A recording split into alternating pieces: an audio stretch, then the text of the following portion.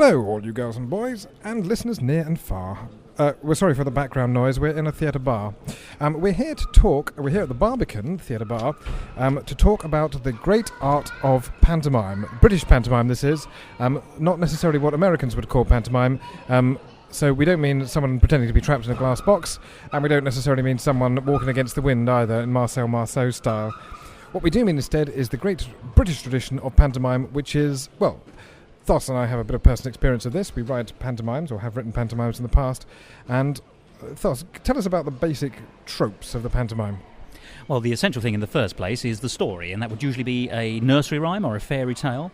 The most common ones being Dick Whittington and his cat, Cinderella, Aladdin, Snow White and the Seven Dwarfs. Some of the rarer ones, Puss in Boots, Mother Goose, Sinbad the Sailor, and occasionally Peter Pan, who's one of the very few stories which has come into the canon recently. And so that's the story. And the one we're here to see today, of course, the one you didn't mention, which is Jack and the Beanstalk. I wanted it to be a surprise. Well, I've now revealed the surprise. We'll be talking a little bit later to George Stiles and Anthony Drewe, who we've spoken to before, but we'll be talking to them specifically about this pantomime, Jack and the Beanstalk, for which they've written the score and for which Jonathan Harvey has written the book. We'll also be talking a little bit later to Jonathan Cohen, to Adele Anderson, and we'll be hearing from new presenter Becky Applin. And in between that, we'll be here in the foyer of the Barbican discussing some of the essential ingredients you need for a family pantomime, which is seasonal. It usually happens almost invariably happens at the Christmas period. And the New Year.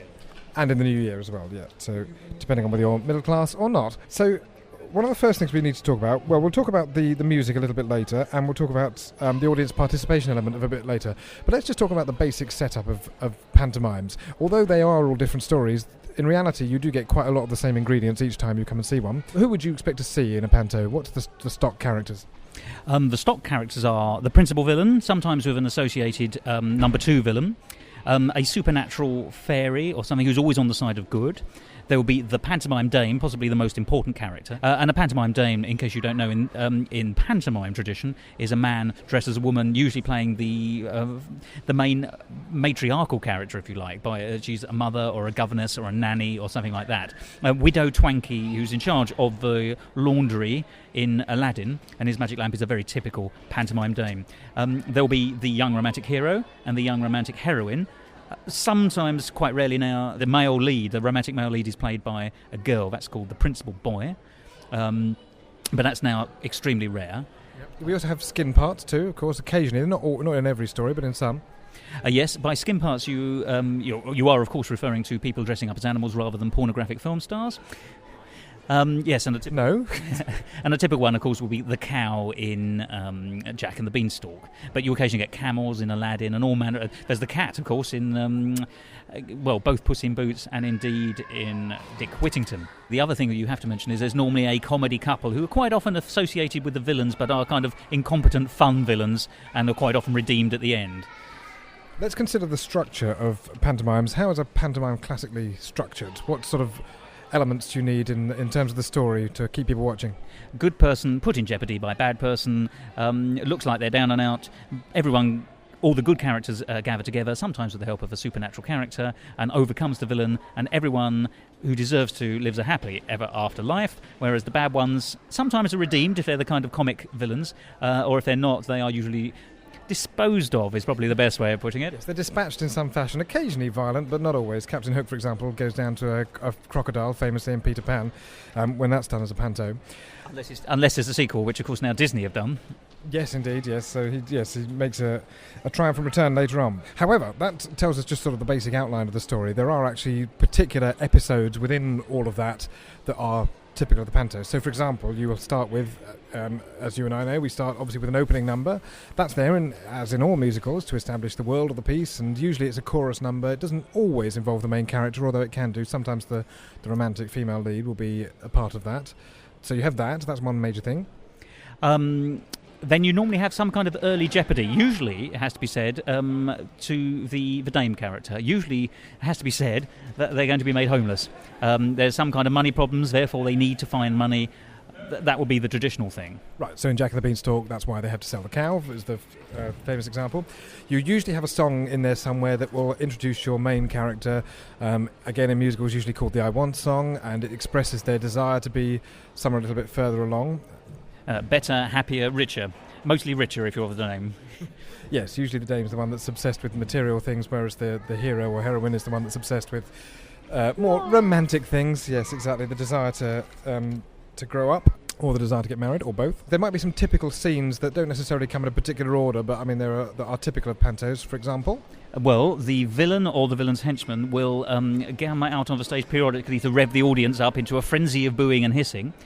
First of all, it establishes the credentials of the villain, because if you actually analyse what a villain does in a pantomime, they very rarely actually are offering to do anything truly despicable. Often the plot makes no sense at all.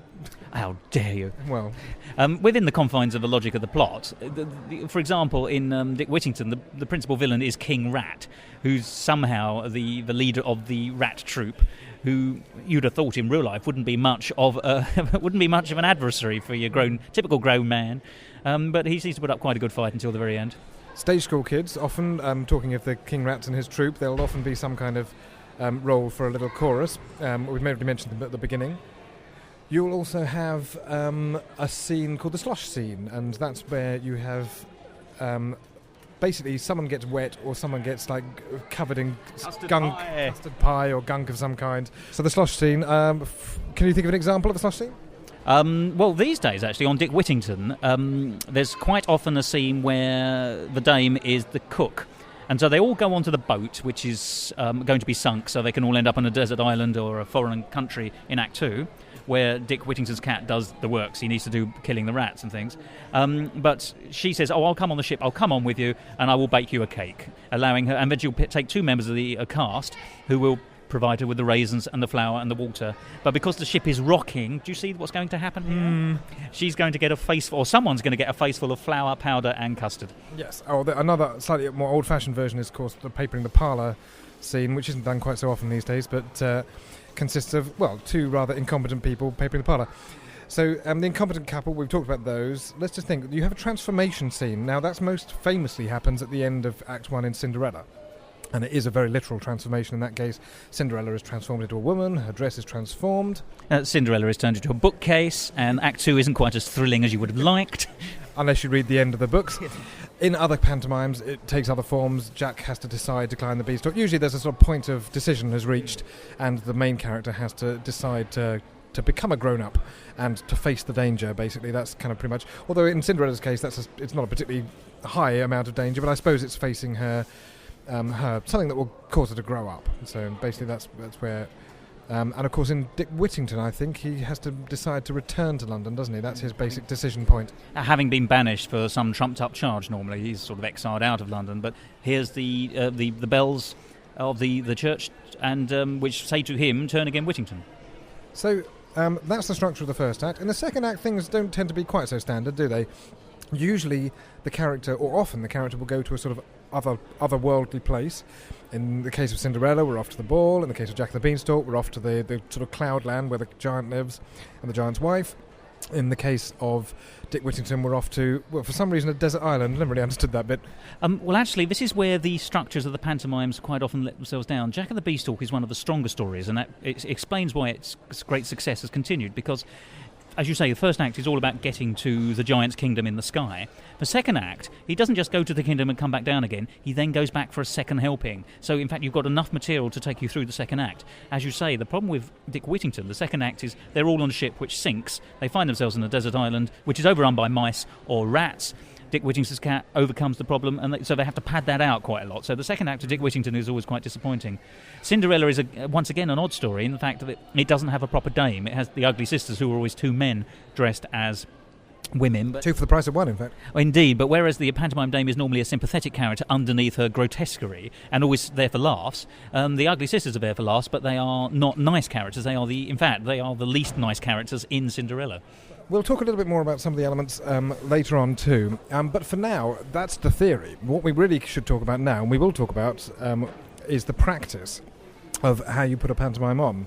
It's a very frenetic experience, and of course it's one of the things that most actors understand, because it's the main sort of source of work for them around this time of year. And not just the actors, because underneath the stage, working very hard, probably harder than, again, they had to work out in shows for the rest of the year, is a band, usually under the baton of some musical director. We know a musical director of Panto, Jonathan Cohen, and Thos spoke to him about that whole experience. The very first professional gig I did was a pantomime at the Marlow Theatre in Canterbury.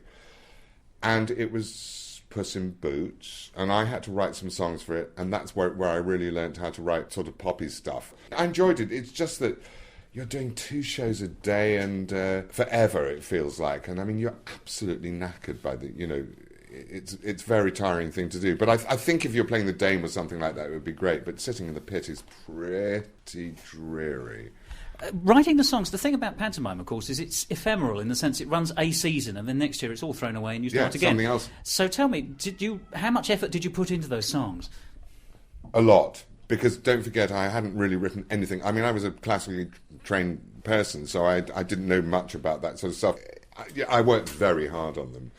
And the thing is, when I was doing those pantomimes at the Marlow Theatre, they weren't all the current pop songs, they were all specially written, which was much more interesting, of course. You still get that occasionally, but it's rarer and rarer. It's very rare, and people don't want that. And in those days, you didn't have to have stars. You just had people who were very good actors and, good comedians and whatever.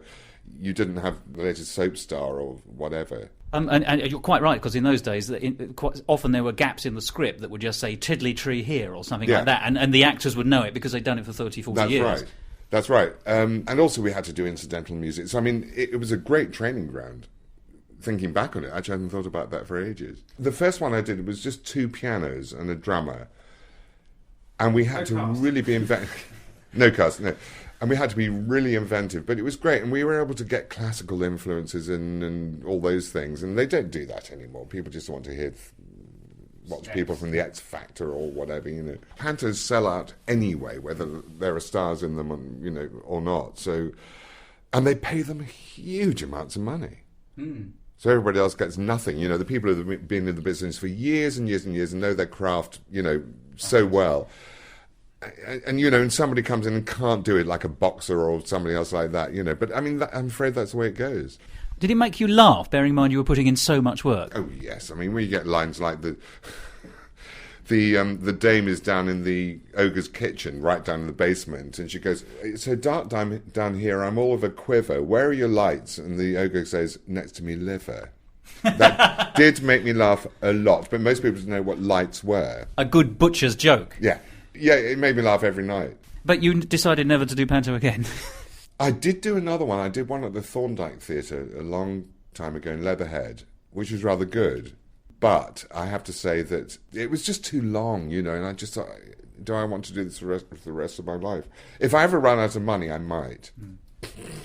But just to touch on your television career, of course, you were also the musical supremo for the television's great comedy for children, Rent-A-Ghost, and there's one episode which is actually all about a pantomime. In fact, they all get turned into pantomime characters. And I think Chris Biggins was in that. Oh, he certainly was. He was Adam Painting.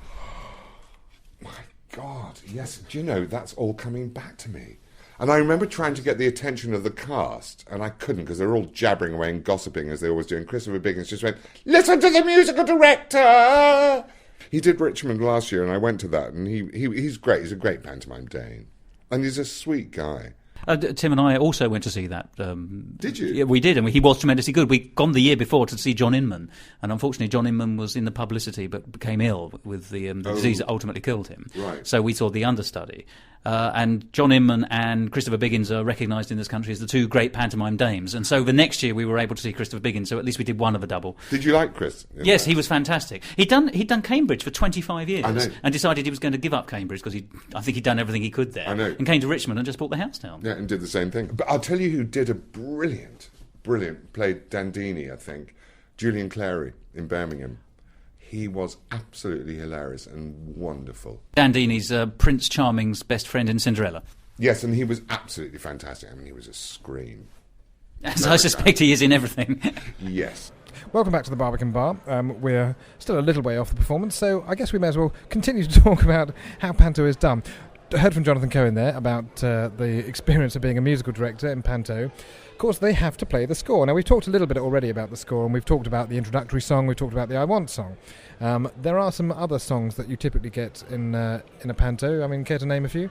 Well, the most important in many ways, although actually the easier song, because it's quite often a traditional song, so you probably don't have to write it, is the sing-along.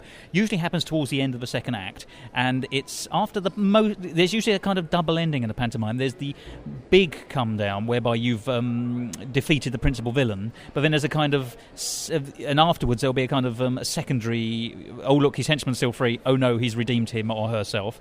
But between that, they normally have something to do. The cast will come on, the survivors, the good guys, the people who have succeeded, will come on and say, but we've still got this task which needs doing. It's opening the treasure chest, or it's defeating this, that, or the other. And we can only do it if, for some reason or other, the audience join in and sing a very short and simple song with us. Something that sounds a little bit like this, in fact.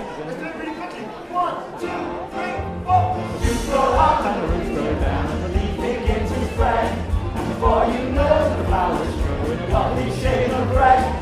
Beat goes buzz, the more she does, before the pink buds come. As he gets inside the flower, boys on board and on it. Bum, bum, bum, bum. Good night, guys. Thank you very much. So that's the audience participation song. If you're lucky, on a good night, it doesn't go on for about 5 iterations, and if you're especially lucky, they don't divide the audience into two and get one side to compete against the other. Other sorts of songs that you might have in a panto would include, not necessarily inevitably, but invariably, there's some sort of romantic duet where the hero and heroine would hymn the pleasures of one another. It might sound something a little bit like this. The town, the secrets are melting, falling to a land. The message I've stopped from. Of course, the romantic duet is traditionally the place where most of the kids in the audience start to chatter among themselves and make noises with sweet rappers. As we'll hear a little later from George Stiles and Anthony Drewe, which is why I think they avoided one actually in this version of Jack and the Beanstalk we're about to see. Other traditional story, well, you'll have a dame's number, I suppose, as well. The dame often just has a sort of comic number quite early on in which she sort of introduces herself and her character. Here's how one of ours sounds. I like pretty dresses, pretty little dresses. I like pretty dresses, though I am just a sham. The thing I must confess is that my life depresses. So wearing pretty dresses, it makes me feel so glam. The joy that I express is... Of course, the villain has to have a number as well, and there's always this transformation number at the end of Act 1, which means that the hero has to go off. So you might get something where the hero discovers their destiny, a little like this. Don't be scared, just look inside yourself. It is there, you just believe in yourself. But if you can't... Or alternatively, you might get something where the villain announces their plans, a bit like this. Evil is creeping up on you. Evil has got control of you. Evil is what I want to be. And another example from Aladdin by Ronald Parr. This is the Widow Twankey's Dame song.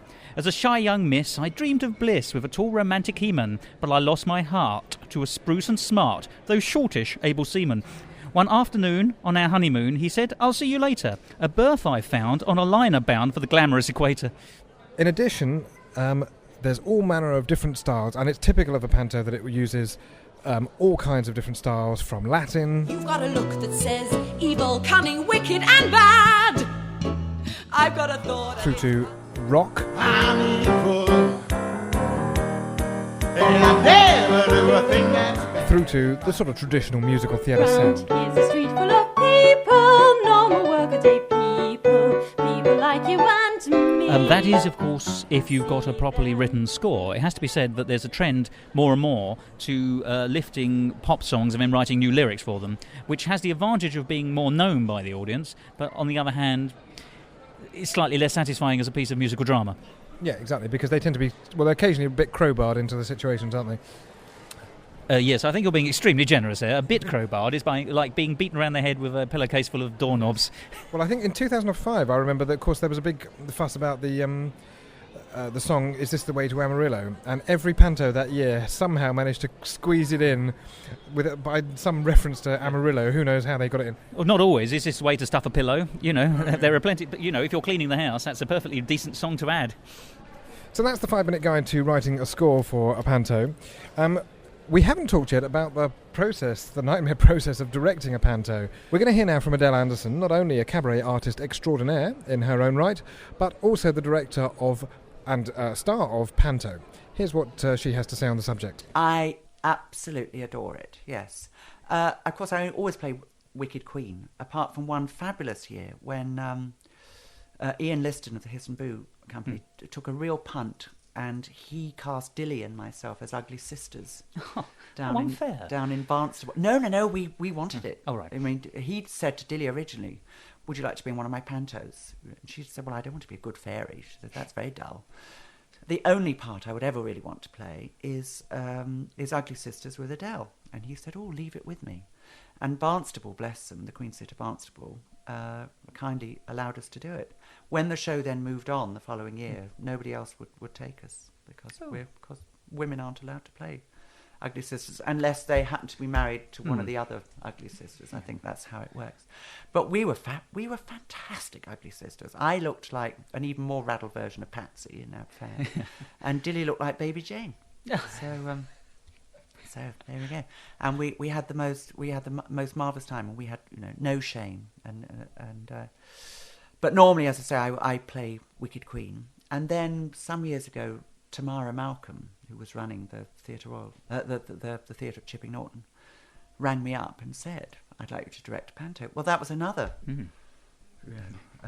crossing the legs moment. I thought, I've never directed anything in my life. I don't think I could. But luckily, Sarah Travis was musically directing it and writing all the songs for it, so I knew I'd be working with a pal. And I did it by... I actually got quite methodical about it, and I made a game plan and divided up the speeches and blah, blah, blah. And I have to say that my actors said it was the nicest experience that they'd had, and I never kept anybody waiting. It's amazing how many directors do. You turn up, you sit around on your behind for a couple of hours. I never kept anybody waiting, or if I did, for 5 or 10 minutes, I would go out and apologise to them. And we got a very good review in the Daily Telegraph. And so then I was invited back the following year to direct Aladdin, and I did a really multi-ethnic casting. I gave Dean Hussein his equity card. He then went into Miss Saigon, and now he's been playing the devil in Jerry Springer on tour. I had a beautiful, beautiful Eurasian girl as the princess. I had a black genie. So I was very proud of both those productions. Back to the bar of the Barbican. It's starting to get a bit busier now, so we're not too far off beginning the performance of Jack and the Beanstalk. However, there's an element we still have to talk about, which is the audience participation, don't we? Oh, yes, we do. Oop. Oh, no, we don't. Oh, yes, we do. Oh, no, we don't. And so on until until thermal death point. It sounds a little bit like this. You can shout for him, gang. His name's Jack. After 3, 1, 2, 3. Jack! 1, 2, 3. Jack! And is repeated, well, quite a lot of times throughout the thing. Now, it does keep the audience engaged. Very much. It's usually the character identifier, if you like. Quite often the hero, but more often the dame, will come on and say, "Oh, hello, my name is Widow Twanky. Every time I come on, boys and girls, I want you to shout, 'Hello, Widow Twanky, you're tall and long and lanky,' or something like that." Right, so we've got the catchphrase. There might be other types of things. There's a famous ghost sequence that you tend to see in pretty much every panto. I think we finally saw one last year that didn't use it for the first time ever. It's one where a usually relatively random villain, perhaps like a mummy, if they're anywhere near Egypt, so Aladdin might someone scrape that in, or a grotesque or a monster or a man in a skeleton suit, is menacing the usually 4 good guys on the stage, one of whom is the dame, who's usually made up to look a little bit grotesque. They will sit on a bench and sing a song to keep themselves cheerful in the frightening situation, and one by one the skeleton will come up and one by one tap one on the shoulder, frighten him or her off, and they'll run off the stage, and therefore there's only 3 left on the stage. But you're missing the critical audience participation aspect of this. There's a particular thing that the audience have to say. And that is "behind you," or some variant upon that. Yes, it's a sort of warning to the character characters upon the stage, which they always ignore. So what's the point, I say? And the punchline of that particular sequence is that 3 people are whittled down to 2 people are whittled down to 1, who's always the dame. Finally, you think you're going to get a repeat of that, but the dame turns round and the skeleton stroke monster stroke mummy will look in shock at the horrific figure before him or her and run off themselves with hilarious consequences. And it never changes from year to year. Although I did notice that Peter Duncan, when he directs Pantos, they've added. Well, I don't know if he originated. I doubt he did actually, but they have a little special sequence about. Well, we'll have to sing it again then, won't we? Yes. There's a little bit of a. He's found a bit of a spin on it, but it's still fundamentally the same scene that ends exactly the same way every single damn time. But there we are. That's Panto. It's traditional. So lump it. It's all part of the fun. It's all part of the fun. We had a great deal of fun when we went to see George Stiles and Anthony Drewe to ask them about the process of constructing this particular Panto, Jack and the Beanstalk. We're joined once again to talk about Panto by George Stiles and Anthony Drewe. Thank you very much indeed for coming along. Oh, very welcome. Well, we came along here actually, technically, but never mind. Lovely to see you in any case. Now, I believe you're working on a Panto at the moment. Word reaches me. Oh, no, we're not. Splendid. So tell me all about it. We know it's at the Barbican. We know that Jonathan Harvey of Gimme Gimme Gimme fame and Beautiful Thing fame has written what we in musical theatre call the book, although in Panto they call the script. So, what's your role in the whole proceedings? I've no idea. Have you worked that out yet? George is an usherette. I've written about 10 songs. Right, okay. Single-handedly, haven't you? Yes, I guess the tunes. It came about... Are they all played just with one hand? And they're hummed. It came about because last year, as you may remember, Mark Ravenhill was responsible for the first ever home-produced pantomime. Right, which was Dick Whittington, I think. Dick Whittington. And you did... We wrote an opening song for that, that's right, alongside Jim Bob and... Yes, Dilly Keane, I think it was a funny mixture of people, and in actual fact, I think with hindsight, they thought it would have benefited to have had more of a musical overview on the whole evening, rather than just varying writing teams sending stuff in. There wasn't much rewriting going on, I don't think. It was, they asked several people if they'd like to submit something, they submitted it, and then they felt can we have it by honour bound to a couple of weeks' time. And exactly. Yeah. And Sarah Travis put it all together with the arrangements. That's right. And it was good. It was ambitious, and I'm not sure that the Barbican's resources absolutely matched up to the ambition of the project. But the wonderful thing is they've learned, and everybody's made a fantastic jump forward this year, and it really is an incredibly handsome show. Now, this is an interesting point, actually, because one of the first things I wanted to ask you was that is it different to writing musical theatre? Now, it sounds like from what you just said that they're kind of moving in a more musical theatre, more integrated type of direction for Panto. We all agreed with the director, Giles Havergal, and Jonathan, that we would try and write more or less as rigorous a show as a musical, except we would include all the great Panto traditions. Sure, I'll try and say that again. All the great Panto traditions. All the great Panto traditions. That's easy for you to say. That's very easy for me to say.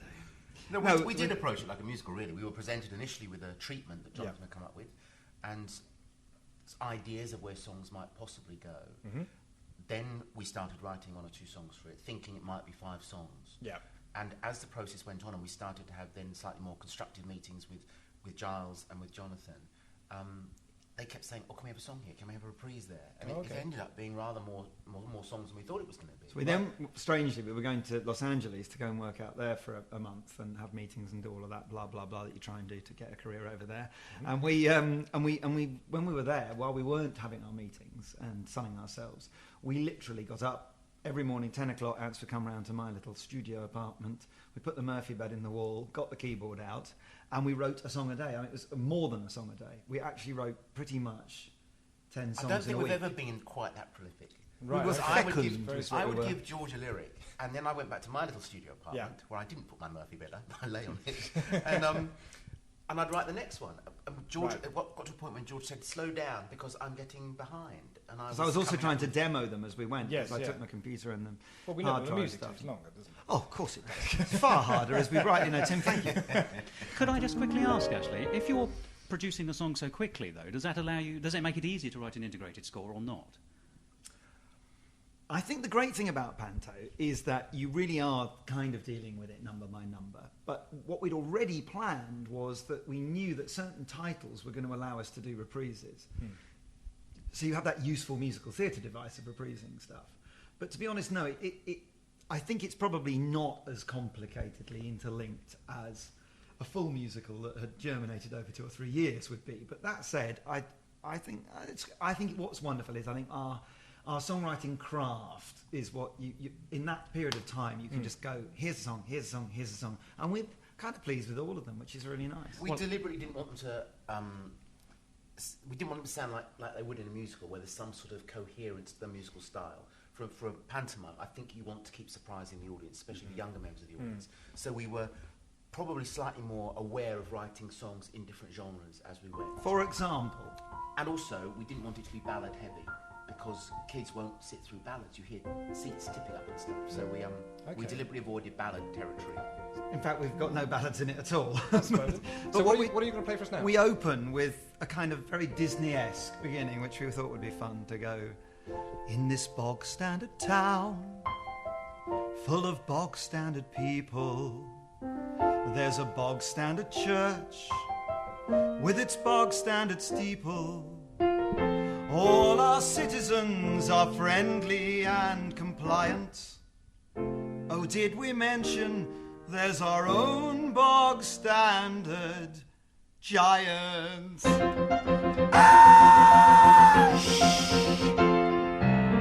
On this bog-standard day, there's a bog-standard fair. Lots of bog-standard stalls fill the bog-standard square, selling goods and chattels to each passing client. Did we mention we've our own bog-standard giant?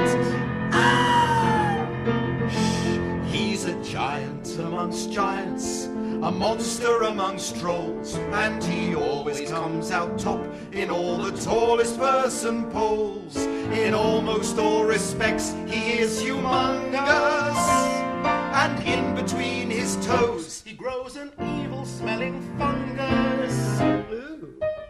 And so on in this fashion. Okay, but sort of silly fun to lots of giant rhymes and lots of people screaming a lot. Interesting you bring the giant in from the beginning. So I don't want to spoil the He's surprise for alluded anybody. to, within the play, he's alluded to from the beginning. Right, okay. At the very top of the show, you meet Fairy Liquid up on her star.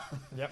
And she meets up in the stratosphere Beastly Boris, who is the giant's henchman, who comes down periodically to find people or cows to turn into pies to feed to the giant. So you do know from the get-go that there's a giant who also controls the kingdom in which our show takes place. Right, okay. Do you have Panto memories yourselves, by the way? Yeah, many, presumably many.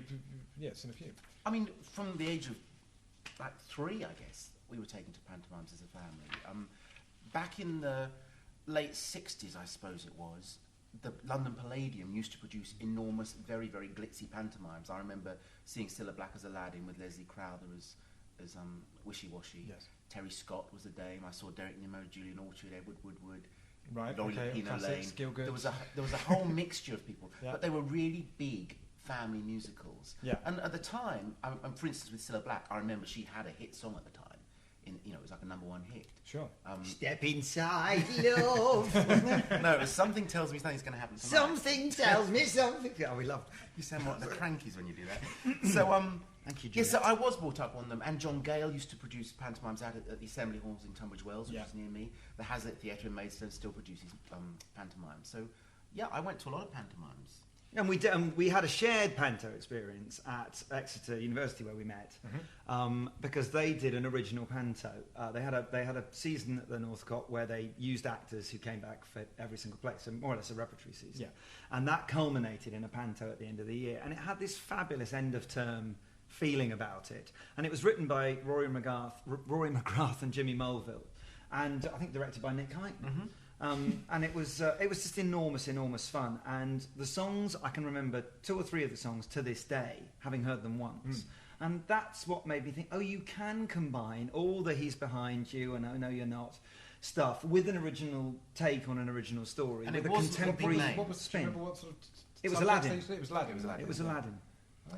But it didn't rely on big names being in it, in the No. same way that we're not at the Barbican. Yeah. In a way, it relied in the same way that Trevor Nunn did when he did Honk at the National. It relied on a sort of end-of-term romp for the resident company. So we as students have been to everything, have been at the Northcote all year, so we recognise Mike Burnside and Amanda Orton and the various actors who'd been there during the season. It's kind of interesting, isn't it? It has that sort of local aspect and that recognition aspect and that sort of almost villagey feel, because every village as well. Sort of is what it's about, isn't it? I mean, Yeah. it's about.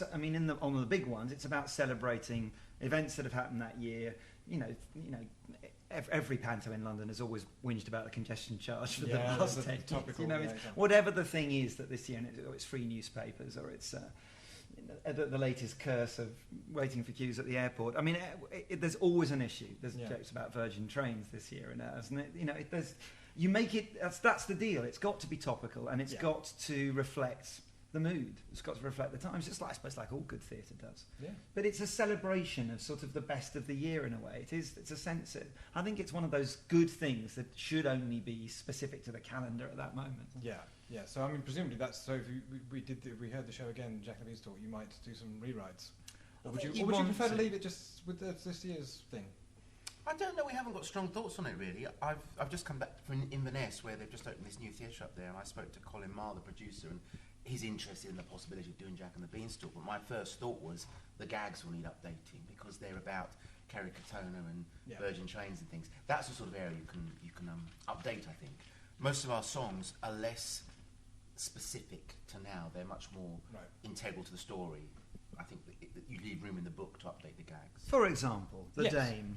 Oh, A the wonderful, Dame. wonderful Dame. I think he's one of the most brilliant dames I've ever seen in my life. He's called Andy Gray. He's from north of the border. He's never done Panto Dame in the south, and he's just a joy. He's a complete joy. Completely gets it. It's a very strong cast, and as soon as even before we knew it was him, we thought we'd have fun, because you give us a mean dame, don't you? You're going to give us your Raising the Moolah. This is when they're all poor. Give us The your dame dame. is poor, and her two boys, Matty and Jack, Matty and Idle Jack, are trying to suggest ideas of how they can raise some money. And of course, there's Daisy the cow off stage the entire time, trying to get in on the song. So whenever you hear them, Daisy's trying to join in. And we thought we'd have some fun with the idea of moo and the word for money being moolah. So Dolly's very sad about I it. should just point out for listeners that Anthony's now got into his dress and he's ready to give us his. And his full-blooded rosebud dame. lips are puckered up, ready for the opening night. I don't have the Midas touch. We're not as rich as Croesus. When beastly Boris comes along, the devil tries to fleece us. What's a widow meant to do when her rent is overdue? I'm so sad. Oh, I'm sadder than that. oh. Everyone has problems, but I've got so many. Money isn't funny when you don't have any. Nothing's worse than knowing you can't spend a penny. I don't think that life can get much crueler. What are we gonna do to raise the moolah? Not now, Daisy. Let's try cash in the attic. There's nothing in my loft. Well, what about your hard earnings? I'm afraid they've all gone soft. Perhaps we could raid tombs, 'cause I'm a bit like Lara Croft. What's a widow meant to do when her rent is overdue? Everyone has problems, but we've got so many. Money isn't funny when you don't have any. Nothing's worse than knowing you can't spend a penny. I don't think that life can get much crueler. What are we gonna do to raise the moolah? Not now, Daisy. Hey, what about a boot fair? Our motor car was nicked, I've tried to win the lotto. but your balls were never picked. I could meet Simon Cowell and hope that something clicked. What's a widow meant to do when her rent is overdue? Everyone. Excellent. You get the flavour. So we're kind of doing a little bit of a madness moment going on there. It becomes a bit of a double entendre fest as well, of Do we course. really? Where? No idea what you're talking about. It was under the As they smut. rolled past. All pure. You nearly threw yourself by being funny there, didn't you? No, I just forget it goes on. Oh, do you? That's splendid. So have you had much involvement in the rehearsals? Presumably you've seen some of it going on? Yeah, or? we were there. I mean, it's just like doing the first day of rehearsals of the musical. We were all together up at the National Youth Theatre, and the cast all read their lines, and George and I sang all the songs because at that point they didn't know them. Yeah. And we've popped back again, now and again to see how Looked it's coming in. on. How's it all going, yeah. guys?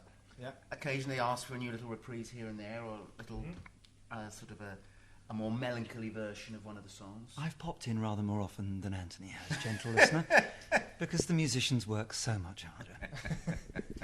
There's always so many problems to solve. You heard it here first. But you're So both your happy. next collaborator will be. But you're certainly happy with the way it's looking. I think George has found his niche in the world of Panto. I'm staying with you. Is there a double entendre in niche? Sorry, what was your question? No, merely that it sounds as though you are, but you're happy with the way it's going, and do you expect to tweak it as it actually starts? Oh, we Or do have. you- We've Yeah, we have a Jonathan's little bit, been yeah. tweaking the script. He's written the giant out. Yeah, well, you don't It's need just him, called do you? Jack now. Just Jack. Exclamation mark. Nice moment. One of the other lovely traditions of Pantos is transformation scenes, and they've always been the thing that I remember as a kid, going that. So you think, it's a sort of glittery and tatty and lovely and funny, and then suddenly this glorious thing happens which you don't see coming. And of course, there's a beanstalk growing in this one. Yes. So we wrote and this one came about sort of, I don't know, a bit accidentally. You'll spot that Anthony read zoology and biology at university yes, we know. when it comes into Just this saying, lyric. yeah. Because we have words that, frankly, without doubt, have never been set to music in the history of the world. Are we getting Dawkins the musical here? Is that effectively what we're... Well, I it tell is you, a my little lesson in botany biology, lecturer isn't it? X will be thrilled with it. So the fairies, led by Fairy Liquid, who's played by the brilliant Mel with the unpronounceable surname. I want to call her Glidrock, but it's not actually said like that, is We'll it? do some research and get back to But Mel and Mel Sue, from Mel and Sue. and she's just fantastic. And she sings, "To germinate a seed and leave all gardeners agog, add a shovel full of peat dug from our own bog standard bog. Now all green-fingered fairies, you must chant along with me. We will turn a humble bean into a vegan fantasy.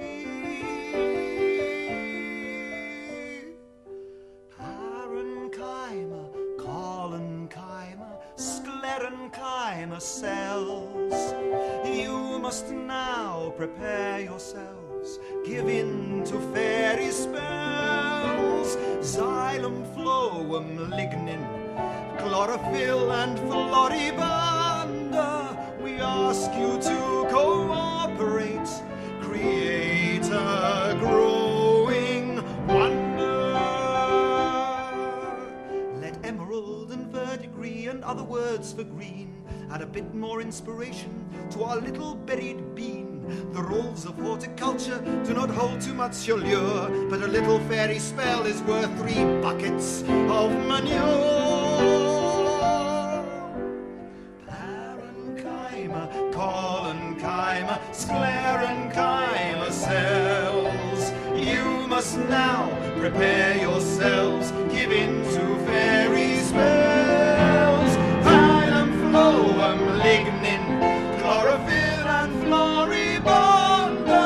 We ask you to cooperate, create a growing wonder. I did a little edit there.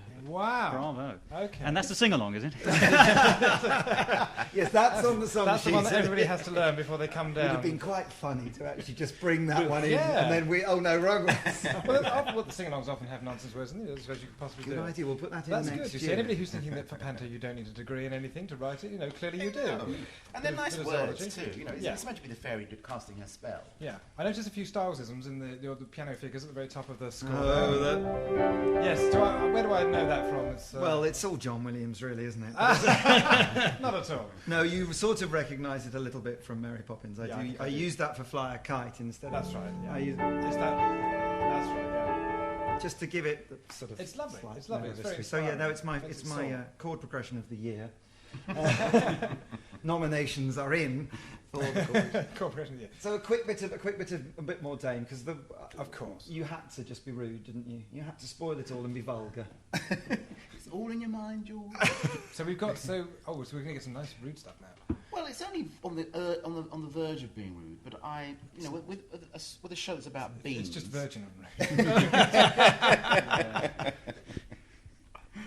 With a show about beans, It exactly. had to be a song about the effect beans have on one. Oh, So the Dame is furious when Jack comes home. yeah, it's a gas. And he Okay. says, I got 5. And he says, what, 500? He says, 500, 5,000. No, 5 beans. And the Dame's just absolutely furious because, you see, Of all the veg you could have chosen, fresh or tinned or deeply frozen, why'd you have to swap the cow for beans? 'cause when I have beans in my diet, it's hard to keep my bottom quiet. This lady down the front knows what that means.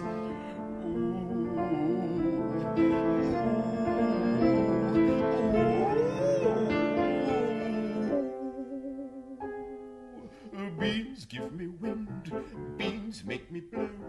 Beans start to bubble, causing trouble down below. Beans give me gas right from the start. Beans make my body burp. Beans make me shh. Beans make me grunt. Beans make me groan. Beans make me broadcast without a microphone. Beans make me trump. Things fall apart. Beans get me blowing off. Beans make me shh.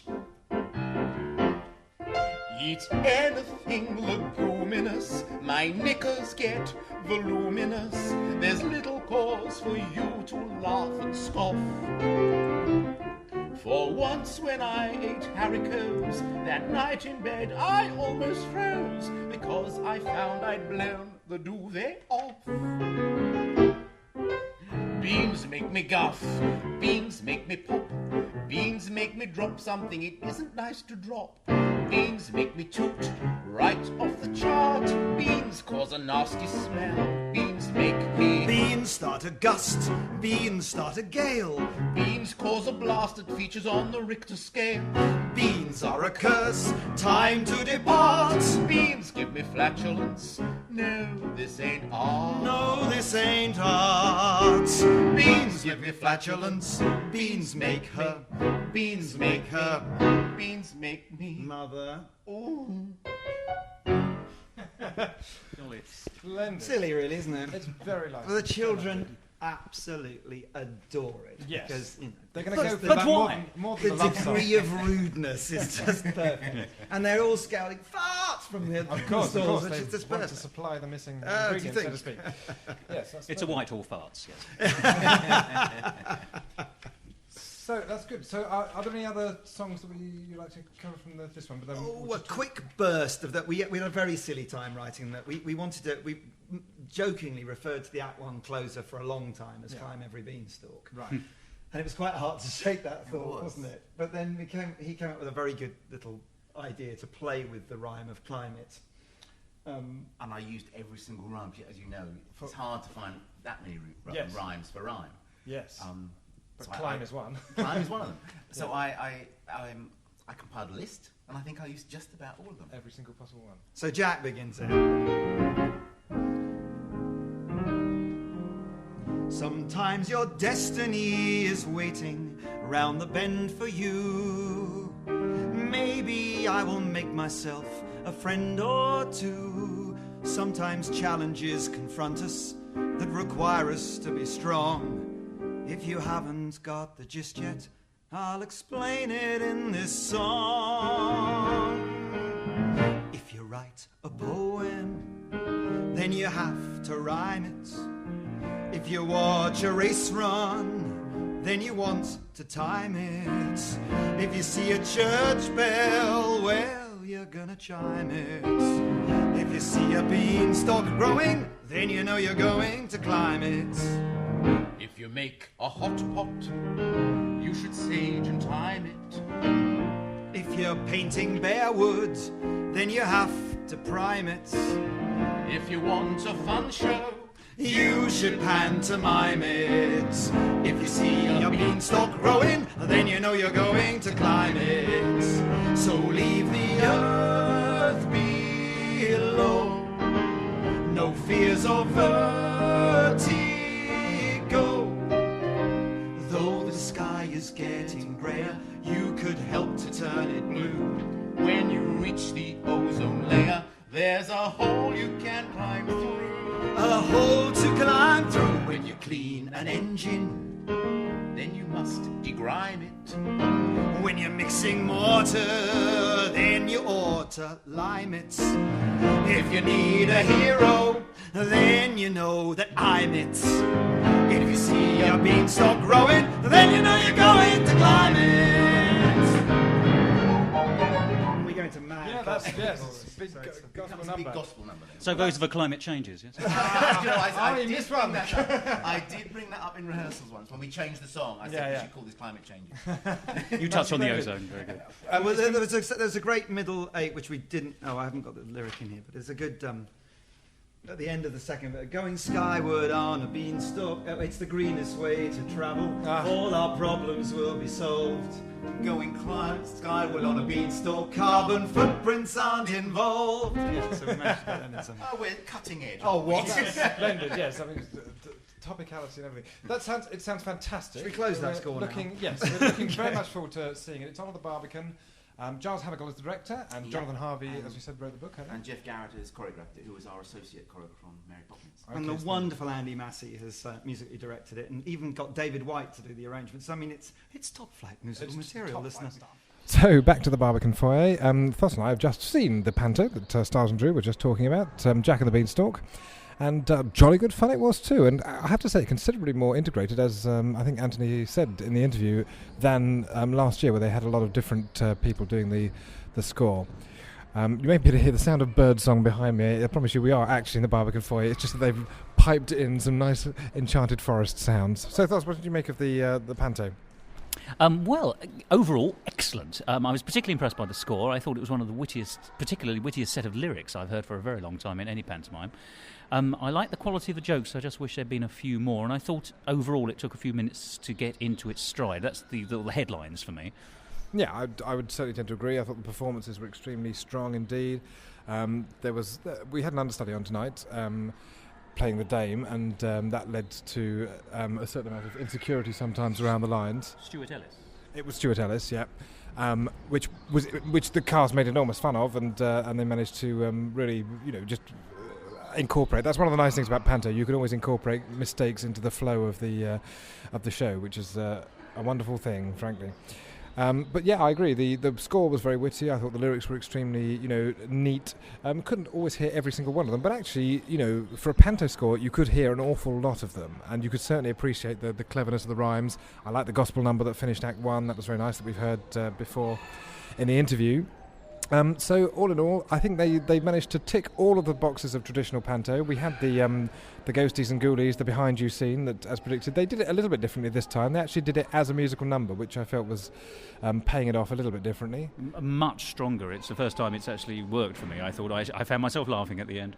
Yeah, the problem is it's such a cliche that you have seen it. I've seen it hundreds of times, and we've avoided putting it in our own Pantos for precisely that reason. So I'm glad they managed to do something different with it this time.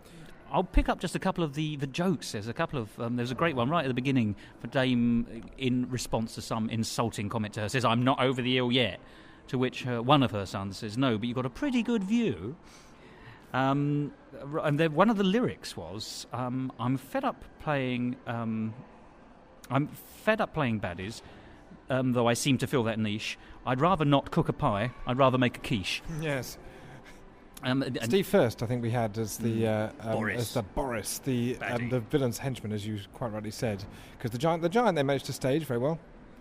Yes, that was very clever. First of all, it was done with lights, so a relatively large actor was in the wings with lights behind him, so he looked 15 times taller on stage. And then later on, they cut to the actor in real life and reduced the rest of the cast to puppets on the table, which was brilliantly done. In fact, I have to say, some of the puppetry was very good. There was a really wonderful dinosaur. Yes, it was very well made, although unfortunately the dinosaur was a little bit fragile, so they weren't able to have Jack fight it in any sort of sense. And I agree that the way they realised the giant scene with the puppetry was great. It was, in fact, it was the sort of thing that you see like in Edinburgh shows and things like that, because you have to find a creative way of changing the scale of the thing, and you can't afford. Well, nobody can stage a real giant coming on. Although I have seen it attempted a couple of times. However, they did the thing of changing the scale. They did one thing which was a little bit disappointing, which is that when it came to actually the giant. Chasing them. I'm going to give away the ending here, but the giant dies, okay? Mummy, say it's not He dies climbing down the beanstalk, and one of the unfortunate things about that is that they did that occurrence, although they realised the visuals of that very well, you only saw the aftermath. And unfortunately, Mel Geerdreich, I think it is, was forced to give us it like Shakespeare style. It's like, oh, there's a great big battle going on, and oh my goodness, look, and it was like the Spithead commentary, frankly. The pity is that they had used lights very cleverly all the way through. In the second act, when you're in the giant's domain, the enchanted but evilly enchanted forest was done beautifully with lights. She was running around the stage, as you say, describing what happened. They could have at least done a shadow show. I think there was a slight feeling of like the tech must have finished at that point of the narrative. A massive anticlimax in that sense, which was a great pity. Really, also, I have to say, quite a complicated sing-along song. Yes, it was a very complicated thing. Although what I liked about a lot of this show is that they used, well, as we've heard in the interview, they used a lot of botanical jargon in effect, but actually in a really creative way. And I do like things that you get a tiny bit of science. It was very jocular science, but it was a little bit of science in the sing-along song, and it was all about the bee wipes some pollen on his bum bum bum. Which is very witty. There were a couple of other things I'd like to mention. We've mentioned the puppet show. One or two of the orchestrations were very strange. Act 2 opened on a 80s throwback. It was a nice song. Yes, it had a very strong... Well, actually, I thought it was there was a sort of Eurobeat feel to it, basically. It was like I don't know what the proper term is, but it was like happy techno. It was very disco-y, but like disco from the late 90s, I thought, was the sort of style. I mean, sort of post-Pet Shop Boys sort of style of club sort of dance music. So yeah, that was a bit... it was great, actually. It was nice to hear at least something more modern being attempted, so you can't fault it on those grounds. And of course, Jonathan Harvey had worked with the Pet Shop Boys before on the musical Closer to Heaven. Couple more jokes. They decide when they're going to sell the cow that Daisy the cow needs a clean, and somebody says, "Oh, should we take her to a cow wash?" Groan. Yes, absolutely. There's an exchange between two of them where Jack is offered 5 pieces of gold, and she says, "Gosh, that's more than," and someone interrupts, 4 pieces of gold. Have you got the Frosties gag? I haven't got that. Let's tell them the Frosties. Oh, okay. There's one more first. There's a lovely moment where the dame, she's reacting with the audience, and she finds 2 sisters. She spots 2 sisters in the audience, so she says to them, "Are you 2 sisters?" And they go, "Yes." She says, "Cinderella was busy this evening then, was she?" Splendid. And finally, the pièce de résistance. The dame is talking about her other son, the one that isn't Jack, Matty, and she's saying that when he was a boy, he said, Mummy, I can't do my tiger jigsaw. I can't understand how to put all the pieces together." And she said, "That's a box of Frosties." Marvellous. That's a good joke. Hello, I'm Becky Applin, and I'm delighted to be with you to talk about pantomime. So, what is a panto? Well, we know it's likely to be a well-known story, Jack and the Beanstalk, or Mother Goose, or Aladdin. We know there'll be a man in a frock. We know there's likely to be a love story, although it'll probably be between a girl and another girl playing the principal boy. There'll be a baddie, there'll be a fairy godmother or another goodie. There's likely to be some kind of social class divide that gets in the way. There'll be lots of slapstick, one-liners and jokes, innuendos and so on. But what about the music? What do we expect the music to be like in a pantomime? Well, all too often now, the music is usually made up of covers of S Club 7 or other pop groups, which have really very little to do with the plot and are more of an excuse for a good old song and dance, really. But most musical theatre has moved so far away from this as a model. Isn't it time that Panto did the same and upped its levels of musical sophistication? Or would that just kill it? Is it that froth and lightness that we love about Panto? Well, to explore this a bit further, I went to the Theatre Royal in Bury St Edmunds to see this year's Cinderella and the Glass Slipper. The Theatre Royal is an exquisite theatre. It's the only Regency theatre in the country, and it's just reopened after being closed for 2 years to be refurbished as closely as possible to the original theatre. It's always been the home of very traditional pantomime in a very historic and traditional theatre. This year's Cinderella, though, proved to be just a bit different. It's set in Russia, so that's already an unusual move, and all the music is originally written for the show by composer and musical director Anne-Marie Lewis-Thomas. I caught up with Anne-Marie backstage after the show to see what she thought about original music versus pop in the pantomime. Can you tell me what you think the difference between panto and musical theatre is? Because this is a website for musical theatre lovers. Do you think there is a difference? I don't think there should be a difference. I think there is a difference. Right. I think at the moment, most pantos just insert pop music. Absolutely. And it doesn't enhance the story, it doesn't push the story, it just deals, I don't know, with being popular, I suppose, just like the celebrities that they put in them. Absolutely. Now, we should mention that you've composed all the music originally for Cinderella at Bury Theatre Royal. So do you think the audience now has a preconception that it will be pop songs? I think most definitely. We've had a thing here quite recently where the audience were a little bit perturbed when they found out it was going to be original music. Oh, that's interesting. And a little bit upset by the thought of it. And it's been quite interesting to see them come round. I mean, it was written with that in mind, so the music is familiar. And it's not particularly clever, and it's easily accessible. It's a lot more, for example, Andrew Lloyd Webber than Stephen Sondheim. Yeah.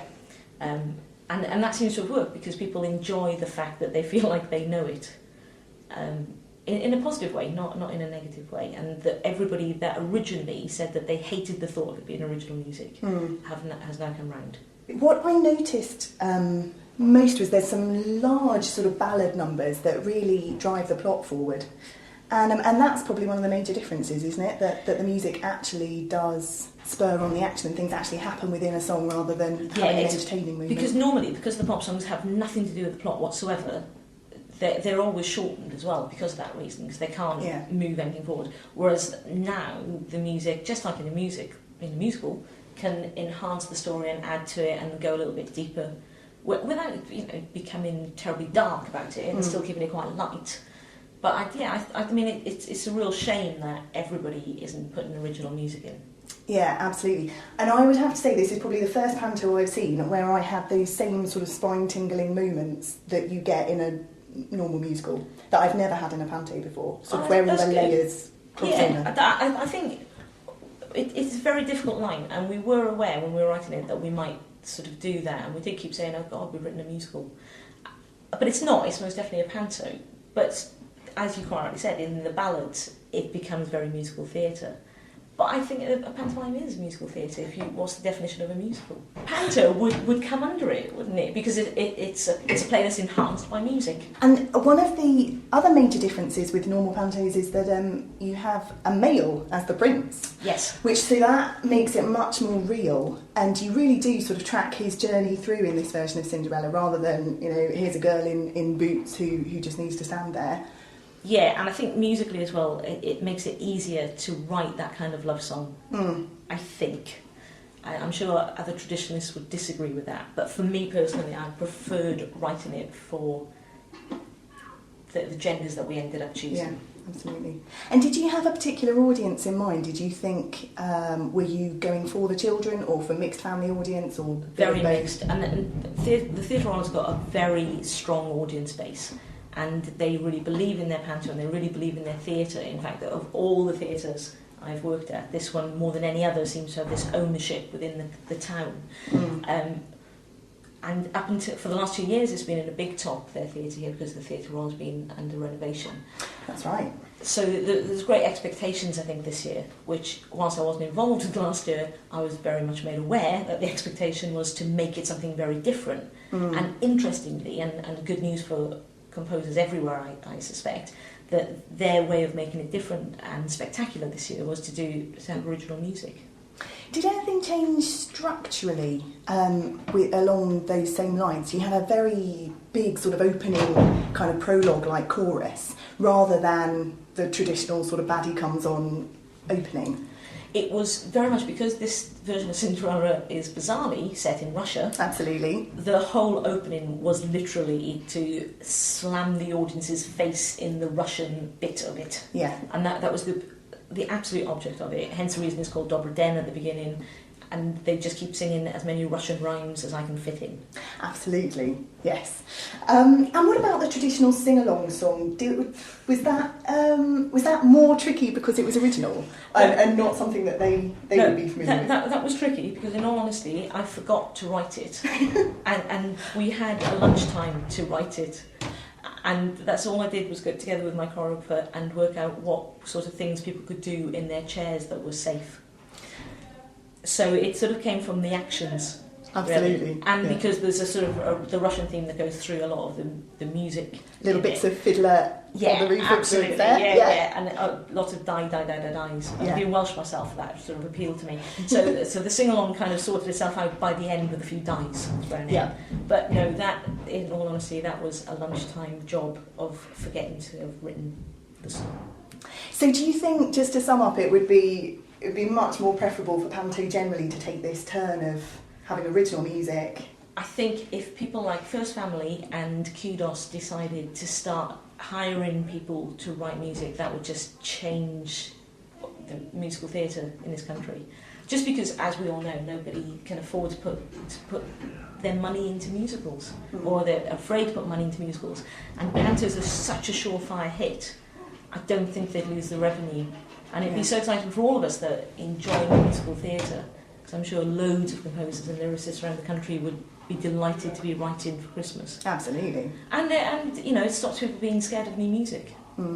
Yeah, so you could carry on through the rest of the year. They then feel that they can approach. Yeah, absolutely. And being unfamiliar is safe, and that's exciting. And I suspect it won't happen, but it's good that somewhere like the Theatre Royal Barbican Edmonds has taken that risk. And especially as it was a very big risk for them, and we were all made aware of that very, very early on. Well, thank you very much for talking to us. We should let you get on with your next show. As you can hear, preparations are going on. Thank you. Well, based on Barbican Edmonds' version of Cinderella, I would have to say that original music in Panto gets my vote every time. All the elements of Panto were still there. There was still as much direct address to the audience as usual, and you didn't feel at all that they'd overcrossed the line between Panto and musical. But it was so much more engaging, using music which was crafted to actually belong in the world of the show, and to forward the action and the character development. You really did get much more involved in the show. Will the rest of the world agree with me? Well, we will just have to wait and see. It's time to say goodbye from the Barbican. Did I mention we're in the Barbican? We're in the Barbican. Are we in the Barbican, Thos? We are. It's the gateway to pantomime. It certainly is. And that's all from Musical Talk. This week, you can check out our forums, www.musicaltalk.co.uk. If you go to that site, you'll also see the numbers that you can ring us on. If you disagree with us, if you want to enthuse about the show, if you want to tell us it's terrible, please do via our forums and please do via our talk lines. And if you want to send us reviews of any pantos that you have seen, whether here or in Australia, where I gather they have them, or in America, where they probably don't, frankly, then please do so. And if you don't comment, I will grind your bones to make my bread. And essentially, that's it. And here are some musical out-talks. We're going to hear now from Adele Anderson, not only a cabaret organist, extraordinary artist. That's easy for you to spray. They cut to the actor in real life, who's just shot himself. He... Every year on the impresarios all of us. No, that doesn't work at all, does it? No. Oh, no, it doesn't. This has been a production of Musical Talk, copyright 2008.